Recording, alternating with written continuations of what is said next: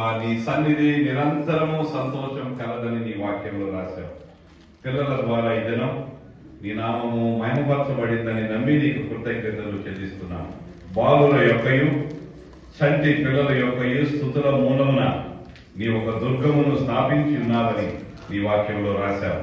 ఈ పిల్లలు మరెవా ఈ దినాన నిన్ను స్తుతించగలిగారు.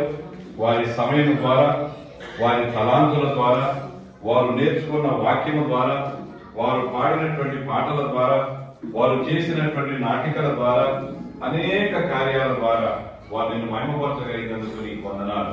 నాయన, ఈ బిడ్డలు ఒలీవ మొక్కల వల్ల ఎదుగుటకు తండ్రి, రాబోయేటువంటి కాలంలో నేను సేవించుటలో వారు కొనసాగటకు నాయన దయచేయండి. ఒక్కొక్క బిడ్డను నీ నామమున నీవు దీవించమని కోరుతున్నాం. వారికి ఆరోగ్యముతో కూడిన ఆయుష్ను, దీర్ఘాయువును వారికి ప్రసాదింపచేయండి.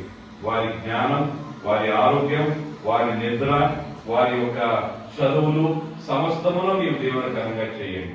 మా దేవా, ఈ బిడ్డలు ఇలాగుననే అన్నిటిలో కూడా దేవా ఎదుగుటకు, కొనసాగుటకు నీవు కృపను దయచేయండి. వీరి కొరకు సమయాన్ని వెచ్చించినటువంటి మా బిడ్డలందరి కొరకు నీకు స్తోత్రాలు. వీరి యొక్క ఆఖరి కొరకు చేతులు మరి చాపినటువంటి బిడ్డల కొరకు నీకు వందనాలు. వారిని కూడా నీవు దీవించండి.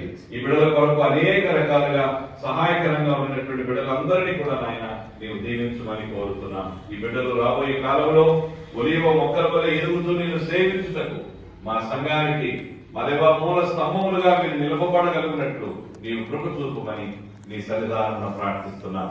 మా కొరకు భోజనాన్ని ఏర్పాటు చేసిన బిడ్డల కొరకు నీకు వందనాలు నాయన.